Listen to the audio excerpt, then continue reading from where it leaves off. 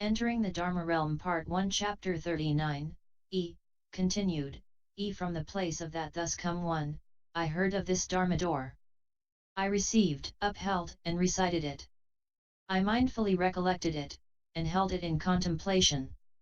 If someone used as much ink as there is water in the great seas and a stack of pens as high as Mount Sumeru to write out this universal I-Dharma door, he would not express the slightest fraction of a single door within a single chapter, or a single dharma within a single door, or a single meaning within a single dharma, or a single phrase within a single meaning. How much the less would he be able to thoroughly exhaust it?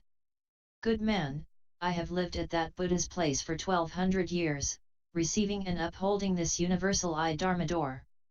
Day after day, through the dharana brightness of listening and holding, I receive countless chapters. Through the dharani brightness of the door of quiet stillness, I enter countless chapters. Through the dharani brightness of boundless revolvings, I universally enter countless chapters. Through the dharani brightness of contemplation according to the grounds, I discriminate countless chapters. Through the dharani brightness of awesome power, I universally gather in countless chapters. Through the dharani brightness of lotus flower adornments, I discover countless chapters. Through the dharani brightness of the sounds of pure words, I proclaim countless chapters. Through the dharani brightness of the treasury of empty space, I manifest countless chapters. Through the dharani brightness of accumulated radiance, I increase and expand countless chapters. Through the dharani brightness of the treasury of seas, I expound and analyze countless chapters. If living beings arrive from the 10 directions, whether gods or heavenly kings, dragons or dragon kings, yakshas or yaksha kings, Gandharvas or Gandharva kings, Asuras or Asura kings, Garudas or Garuda kings, Kinnaras or Kinnara kings, Mahoragas or Mahoraga kings, humans or human kings, Brahmas or Brahma kings, for all these beings who come to where I am, I give thorough instruction, explanation, exaltation, and praise. I cause them all to delight in, enter into, and dwell securely in this universal I-Dharma door of the light of all Buddhas and Bodhisattvas' conducts. Good man, I only know this universal I-Dharma door. But as to how all Bodhisattvas, Mahasattvas deeply enter the sea of all Bodhisattva conducts, in order to follow their vow power in cultivation, how they enter the sea of great vows, in order to dwell for limitless kalpas in the world, how they enter the sea of all living beings, in accord with their mind's delights, so as vastly benefit them, how they enter the sea of all living beings' hearts, in order to bring forth unobstructed wisdom light of the 10 powers, how they enter the sea of all living beings' faculties, in order to teach and transform them at the opportune time and make them all tamed and subdued, how they enter the sea of all kshetras, in order to fulfill their original vows to adorn and purify Buddha kshetras, how they enter the sea of all Buddhas, because they have vowed to forever make offerings to all thus come ones, how they enter the sea of all dharmas, because they can enlighten to all of them through wisdom, how they enter the sea of all merits and virtues, in order to cultivate each one of them to perfection, how they enter the sea of all living beings' languages and words, in order, within all kshetras, to turn the proper dharma wheel. How could I possibly know or speak of such conduct of merit and virtue? Good man, travel to the south for 60 yojanas. Along the road to Lanka, there is a village called Seashore. There is a picture there called Good Dwelling. Go there and ask him how one purifies the Bodhisattva conduct. At that time, the youth Good Wealth bowed at the feet of Sea Cloud, circumambulated him to the right, gazed up in admiration at him, bade farewell and took his leave. The 10 good teachers of the 10 dwellings. 3 Piksha Good Dwelling, Kingdom of Seashore Dwelling of Cultivation. At that time, the youth Good Wealth single-mindedly recollected the teachings of his good knowing advisor. He single-mindedly recollected the universal I-Dharma door. He single-mindedly recollected the Buddha's spiritual powers. He single-mindedly held the clouds of phrases of Dharma. He single-mindedly entered the door of the sea of Dharma. He single-mindedly pondered the differences in dharmas. He deeply entered the whirlpool of Dharma. He universally entered the emptiness of Dharma. He purified the cataract-like obstructions to Dharma. He contemplated the place of Dharma treasures. He gradually proceeded south on the road to Lanka, and arrived at the village seashore. He looked throughout the 10 directions in search of good dwelling. He saw the Bhikshu walking back and forth in empty space, while a countless number of gods surrounded him in veneration. Heavenly flowers were strewn while heavenly music played, and countless streamers, banners, silken fabrics, and garments filled up empty space as offerings. All the great dragon kings in empty space wrought inconceivable clouds of sinking in water fragrance, and aroused the thunder and stirred up the lightning as an offering. Kinnara kings played various kinds of music, praising him in accordance with Dharma, as an offering. Mahoraga kings twirled and billowed inconceivable, exquisitely fine garments, ornamenting empty space, and from their hearts bringing forth joyous delight as an offering. Asura kings wrought inconceivable clouds of mani gems, which, with their measureless lights and all sorts of adornments, pervaded empty space as an offering. Garuda kings transformed themselves into the shapes of pure youths, surrounded by measureless heavenly maidens, and ultimately accomplished the mind of no killing or harming. In empty space they put their palms together as an offering. There were an inconceivable number of Rakshasa ghost kings. Surrounded by measureless Rakshasas, their shapes tall, gigantic, and fearsome. Upon seeing the compassionate ease and comfort of the Bhikshu good dwelling, they bowed, put their palms together, and gazed up in admiration. An inconceivable number of Yaksha ghost kings, each of them circumambulated by their retinues, were stationed on all 4 sides, respectfully guarding and protective. An inconceivable number of Brahma heaven kings bowed in empty space, put their palms together, and used human dharmas as praises and glorification. An inconceivable number of gods from the pure dwelling heavens were in the empty space, replete with their palaces. They respectfully put their palms together and brought forth magnanimous vows. When the youth good wealth beheld all of these events, his heart grew joyous.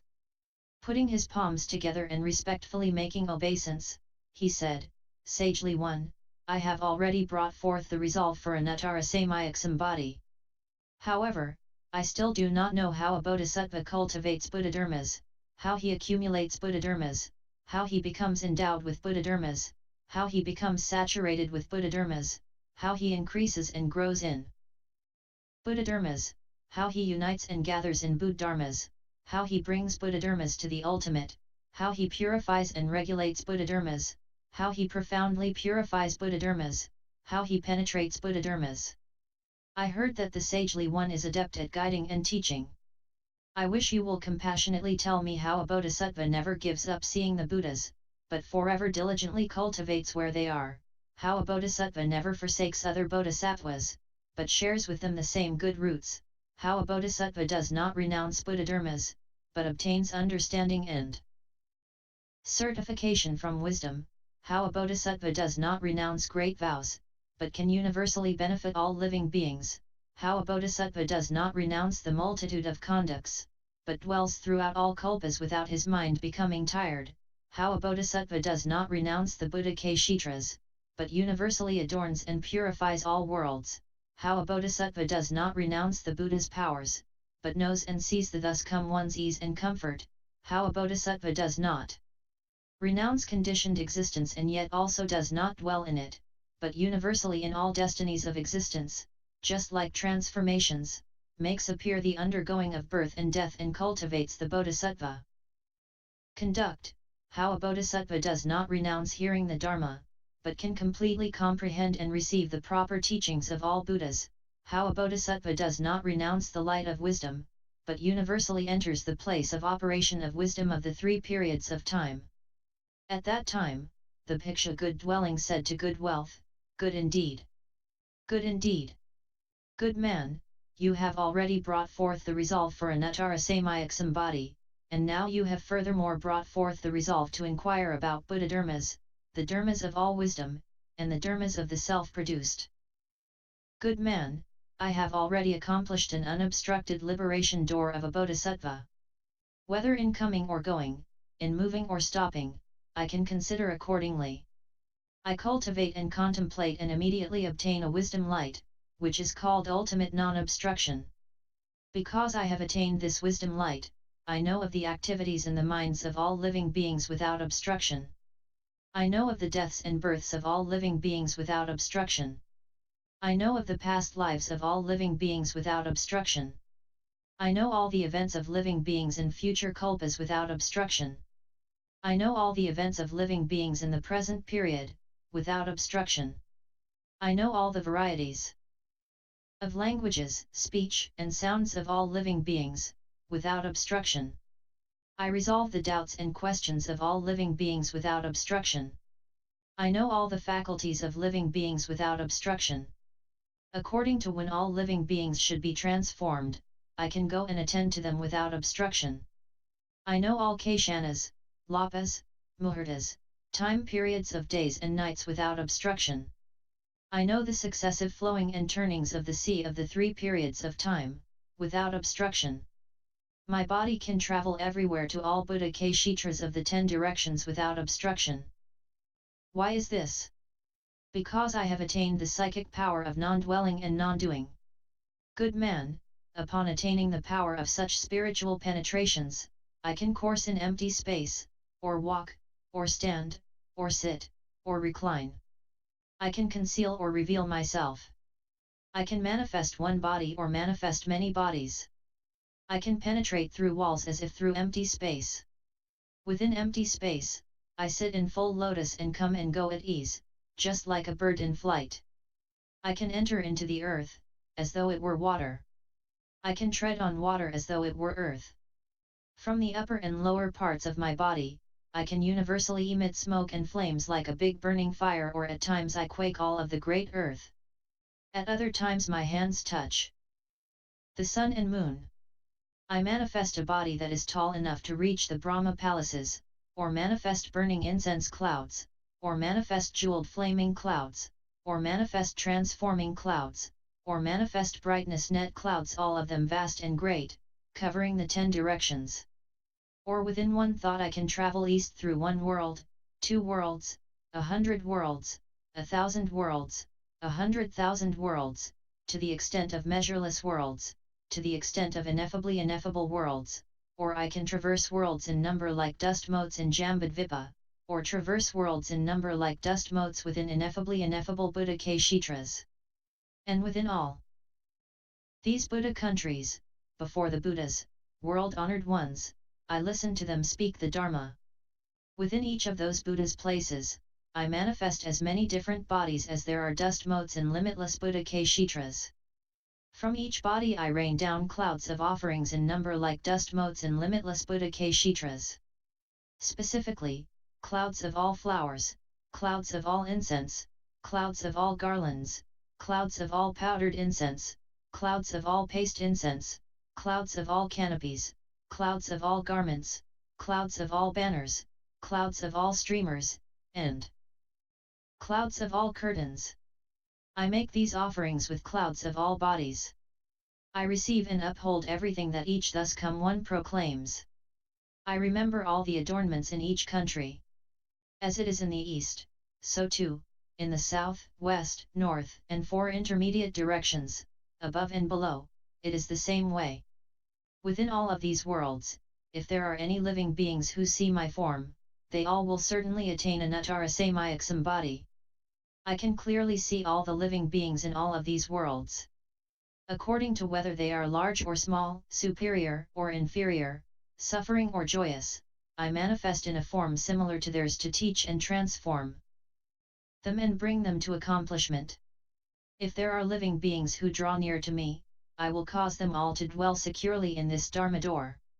Good man, I only know this unobstructed liberation door of universally and swiftly making offerings to all Buddhas, and bringing all living beings to accomplishment.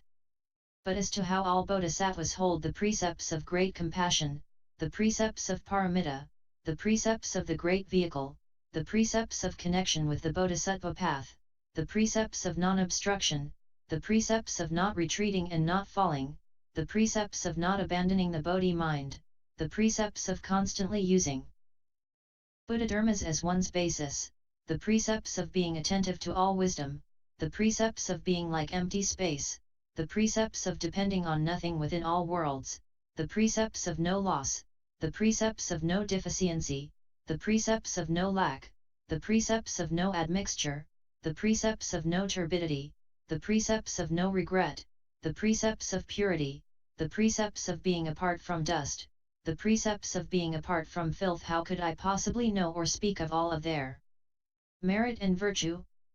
Good man, south of here in a country called Dramatapatana, in a city called Comfort and Ease, is a person known as Megha. Go to where he is and ask him how a bodhisattva studies the bodhisattva conduct, and how he cultivates the bodhisattva path. At that time, the youth Good Wealth bowed at his feet. He circumambulated him to the right, gazing up at him with longing admiration. Then he bade farewell and took his leave. For great Lord Megha, city of comfort and ease, in the kingdom of Dramatapatana, dwelling of noble birth. At that time, the youth Good Wealth with a single mind properly recollect the Dharma door of the Dharma's brightness. He entered it with profound faith. He single-mindedly recalled the Buddha, without severing the triple jewel. He praised the nature of being apart from desire. He recalled his good knowing advisor, who universally illumined the three periods of time. He recollected his great vows, which were to universally save all living beings, and not to become attached to conditioned existence. He ultimately pondered the self-nature of all dharmas. He was able to adorn and purify all worlds. Toward the assemblies in the way places of the Buddhas, with respect to the way places of the Buddhas, his heart was not attached. He gradually proceeded south until he arrived at the city of comfort and ease, and went looking for Megha. Then he saw him in the midst of a marketplace, seated upon a lion's throne, speaking Dharma. 10,000 people surrounded him, while he spoke the Dharma door of adornment with the wheel of syllables. At that time, the youth Good Wealth bowed at his feet, circumambulated him limitless times, and putting his palms together before him, said, sagely, 1. I have already brought forth the resolve for anuttarasamyaksambodhi, but I still do not know how a bodhisattva studies the bodhisattva conduct, how he cultivates the bodhisattva path, how he flows and turns amid all destinies of existence, and never forgets or loses his resolve for Bodhi, how he attains a mind of level equality which is solid and unmoving, how he attains a mind of purity, which cannot be destroyed, how he brings forth the power of great compassion and never grows weary, how he enters Dharani and universally attains to purity, how he brings forth the vast, great light of wisdom, and is free from obstructing darkness regarding any dharmas, how he becomes replete with the power of unobstructed eloquence of understanding and decisively comprehends the treasury of all profound meanings, how he attains the power of proper mindfulness, and remembers and holds all the different dharma wheels, how he attains the power to purify the destinies and universally speaks the dharma within all destinies, how he attains the power of wisdom, and is completely able to decisively discriminate the meanings of all dharmas. At that time, Megha said to Good Wealth, Good man, have you already brought forth the resolve for anuttarasamyaksambodhi? Good Wealth answered, yes indeed. I have already brought forth the resolve for anuttarasamyaksambodhi. Then Megha all of a sudden descended from the lion's throne, prostrated his 5 limbs on the ground, and bowed to Good Wealth. Then he scattered gold and silver flowers, priceless precious pearls, and using supremely wonderful powdered chandana incense and a limitless variety of ornaments covered him over from above. Moreover, he scattered a limitless variety of fragrant flowers and various other gifts as offerings. He afterwards stood up in praise, saying, Good indeed! Good indeed! Good man, that you can bring forth the resolve for anuttarasamyaksambodhi. Good man, if someone can bring forth the resolve for anuttarasamyaksambodhi, then he does not sever the seeds of all Buddhas. Then he adorns and purifies all Buddha kshetras. Then he brings all living beings to maturity. Then he understands the nature of all dharmas. Then he enlightens to end. Comprehends the seeds of all karma. Then he perfects all conduct. Then he does not sever all great vows. Then he understands in reality as it is, the separateness from the seed nature of greed. Then he can clearly see all the differences within the three periods of time. Then he causes his faith and understanding to become forever firm and solid. Then he is maintained and aided by all thus come ones. Then he is recollected by all Buddhas. Then he becomes the same as all Bodhisattvas. Then he is lauded by and pleases all worthy sages. Then he is revered and adored by all Brahma kings. Then he is one to whom all the heavenly lords make offerings. Then he is protected by all yakshas. Then he is attended by all rakshasas. Then he is welcomed by all dragon kings. Then he is one whom the Kinnara kings praise in songs and chants. Then he is one whom all worldly lords will extol and delight over. Then he causes all the realms of living beings to attain peace and security.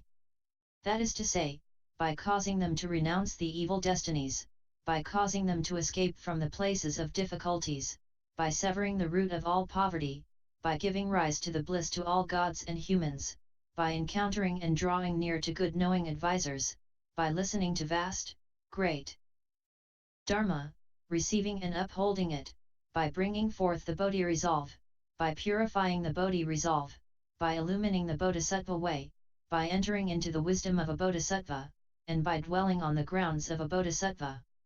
Good man, you should know that what a Bodhisattva does is most difficult. It is difficult for him to appear and difficult for one to encounter him. To be able to see a Bodhisattva is twice as difficult. A Bodhisattva is one whom all living beings rely on, because he causes them to grow and brings them to accomplishment. He is the savior of all living beings, because he plucks them out of suffering and hardships. He is the place where all beings take refuge, because he protects and guards the world. He is the rescuer of all beings, because he delivers them from fear. The Bodhisattva is like the wind wheel, because he upholds all in the world, so that they will not fall into the evil destinies. He is like the great earth, because he makes the good roots of living beings increase and grow. He is like the great sea, because his blessings and virtue pervade without exhaustion. He is like the pure sun, because his wisdom light universally illumines. He is like Samaru, because his good roots are lofty and transcendent. He is like the bright moon, because his wisdom light appears. He is like a fierce general, because he smashes and subdues demon armies.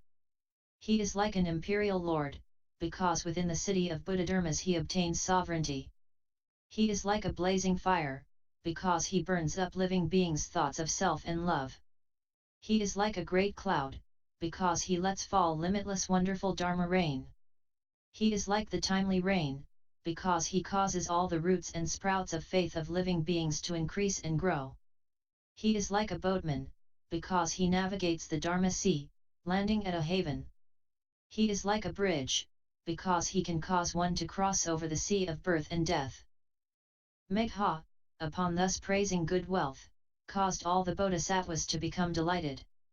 After this he emitted various variegated lights from his face, universally illumining the Trichiliocosm. All of the living beings within it who came into contact with this light, all the dragons, spirits, up to and including the Brahma gods, all came to where Megha was. Then Megha the great lord employed expedients to reveal, proclaim, discriminate and explain the Dharma door of adornment with the wheel of syllables. Upon hearing this Dharma, all of those living beings became irreversible in anuttarasamyaksambodhi.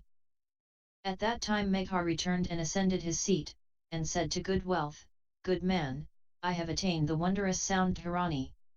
I can discriminate and know, within the Trichiliocosm, the languages of all gods, all dragons, yakshas, Gandharvas, Asuras, Garudas, Kinnaras, Mahoragas, humans and non-humans, up to and including all the languages of Brahma gods.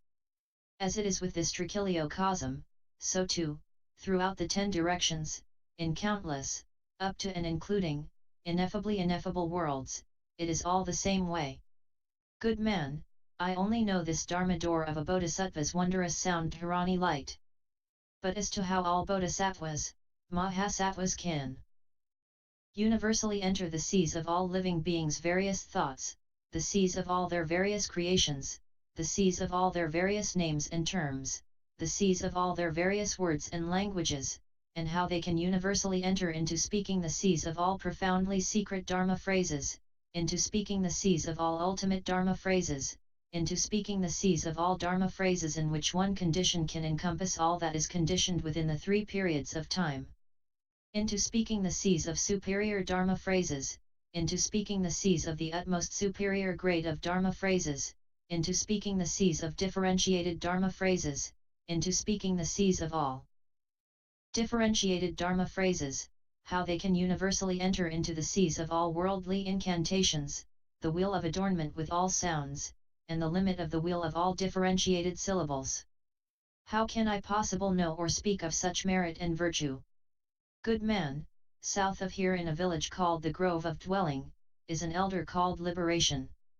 Go to him and ask him how a bodhisattva cultivates the bodhisattva conduct, how a bodhisattva accomplishes the bodhisattva conduct, how a bodhisattva amasses the bodhisattva conduct, and how a bodhisattva considers the bodhisattva conduct.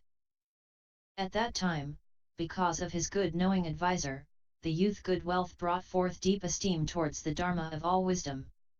He deeply planted pure faith and profoundly increased his own benefit. Bowing at Megha's feet, he sorrowfully wept. He circumambulated him limitless measureless times. Gazing up at him with longing admiration, he bade farewell and took his leave. The elder Liberation, Grove of Dwelling, dwelling of endowment with expedience at that time, the youth good wealth pondered.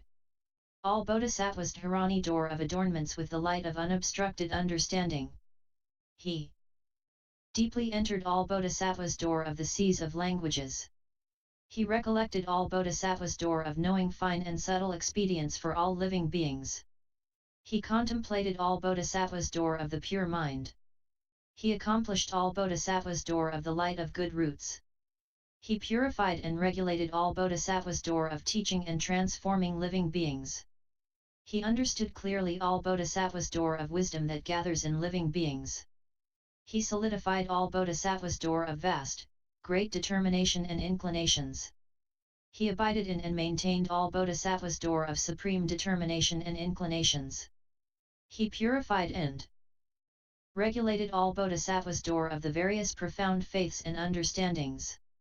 He pondered all Bodhisattvas door of measureless good intent. His vows became solid, and his mind did not tire. He used all armor as his own adornment. His vigorous, profound intent was irreversible. He became endowed with indestructible faith, which was like Vajra and Narayana, the indestructible ones. He protected and upheld the teachings of all good knowing advisors. Concerning all states, he obtained indestructible wisdom. He had the universal door of purity. What he practiced was unobstructed. His wisdom light was perfected and universally illumined all things. He was replete with the light of uniting and holding of all the grounds. He completely knew all the various differences in the Dharma realm. He had no relying and no dwelling. He was level, equal, and non-dual. His self-nature was purified. He was adorned in all respects. In all conduct, he attained the ultimate. His wisdom was pure, and he had left behind all attachments. He knew the various dharmas of the 10 directions, and his wisdom was without obstruction. He traveled to the various places in the 10 directions, his body not tiring. He had clear understanding of all the different karmas of the 10 directions. There was not a single Buddha of the 10 directions whom he did not see appear before him. He could deeply enter all the different time periods of the 10 directions. Pure and wonderful Dharma filled his heart. The samadhi of universal wisdom clearly illumined his mind. His mind constantly and universally entered the state of level equality. He was touched by the illumination of the thus come one's wisdom. The flow of all wisdom continued without interruption. In neither his body or mind did he ever separate from Buddha dharmas. He was aided by the spiritual powers of all Buddhas. He was illumined by the light of all thus come ones. He accomplished great vows. His vow bodies everywhere pervaded all nets of kshetras. All Dharma realms universally entered his body. He progressively traveled, for a period of 12 years, until he arrived at the city grove of dwelling. He sought everywhere for the elder liberation. After he beheld him, he prostrated himself with his 5 limbs to the ground, stood up, put his palms together, and said, "Sagely One, now that I come face to face with a good knowing advisor, I obtain vast and great good benefits. Why is this? It is difficult to see a good knowing advisor. It is difficult to get to hear him. It is difficult to get to have him appear. It is difficult to get to serve him. It is difficult to get to draw near to him. It is difficult to welcome and accept him. It is difficult to encounter him. It is difficult to dwell together with him. It is difficult to please him. It is difficult to follow him. Now I have met you, and obtained good benefits. Sagely One, I have already brought forth the resolve for anuttarasamyaksambodhi for the sake of serving all Buddhas, for the sake of meeting all Buddhas, for the sake of seeing all Buddhas, for the sake of contemplating all Buddhas, for the sake of knowing all Buddhas, for the sake of being certified to sameness with all Buddhas, for the sake of bringing forth the great vows of all Buddhas, for the sake of fulfilling the great vows of all Buddhas, for the sake of being endowed with the wisdom light of all Buddhas, for the sake of accomplishing the multitude of conducts of all Buddhas, for the sake of attaining the spiritual penetrations of all Buddhas, for the sake of being endowed with all the powers of all Buddhas, for the sake of acquiring the fearlessnesses of all Buddhas, for the sake of hearing all Buddha dharmas, for the sake of receiving all Buddha dharmas, for the sake of upholding all Buddha dharmas, for the sake of understanding all Buddha dharmas, for the sake of protecting all Buddha dharmas, for the sake of being one substance with all the multitudes of Bodhisattvas, for the sake of having good roots which are no different from those of all Bodhisattvas, for the sake of perfecting the paramitas of all Bodhisattvas, for the sake of accomplishing the conduct which all Bodhisattvas cultivate, for the sake of giving rise to the pure vows of all Bodhisattvas, for the sake of attaining the treasury of awesome spirituality of all Buddhas and Bodhisattvas, for the sake of attaining the infinite great light of wisdom of the Dharma treasury of all Bodhisattvas, for the sake of attaining the vast, great treasury of samadhi of all Bodhisattvas, for the sake of accomplishing the treasury of limitless and countless spiritual penetrations of all Bodhisattvas, for the sake of using the treasury of great compassion to teach, transform, tame, and subdue all living beings so they reach to the ultimate limit, for the sake of manifesting the treasury of spiritual transformations, for the sake of completely using my own mind to attain sovereignty within the treasury of all sovereignties, for the sake of entering the treasury of purity, and using all marks as adornments. Sagely One, I now with such thoughts, such intentions, such inclinations, such wishes, such aspirations, such considerations, such veneration, such expedience, such ultimacies, such humility, come to the place of the Sagely One. I have heard that the Sagely One is skilled at guiding and teaching the multitudes of Bodhisattvas, that you can use expedients to express and clarify your attainments, that you show them the way, that you act as a bridge for them, that you transmit to them this Dharma door, that you cause them to get rid of their obstructions of confusion and inversion, that you pluck out the arrow of indecision, that you chop through the net of doubts and delusions, that you illuminate the dense thicket of their minds, that you wash away their minds' filth and turbidities, that you cause their minds to be pure and white, that you cause their minds to be clear and cool, that you rectify the flattery and crookedness in their minds, that you cut off their minds subject to birth and death, that you stop the unwholesomeness of their minds, that you untie their minds from attachments, that you free their minds from places of attachment, that you cause their minds to turn away from places defiling with love, that you cause them to quickly enter the states of all wisdom,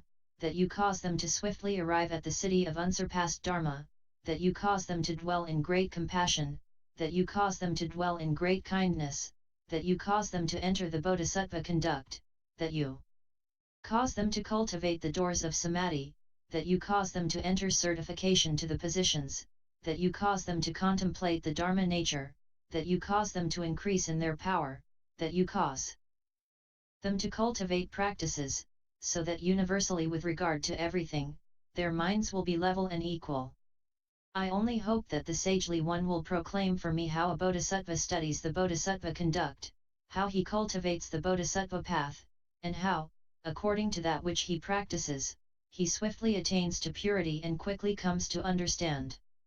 At that time, the elder liberation, because of the power of his good roots from the past, the awesome spiritual power of the Buddhas, and the power from the recollection of Dharma Prince Manjushri, entered the Bodhisattva's samadhi. Door, which is called the boundlessly revolving dharani of universally gathering in all Buddha kshetras. Upon entering this samadhi, he attained a clear, pure body. Within his body there manifested Buddhas of each of the 10 directions, many as dust motes within 10 Buddha kshetras, as well as those Buddhas' countries, and their assemblies in their way places, their various kinds of lights and all their events of adornment.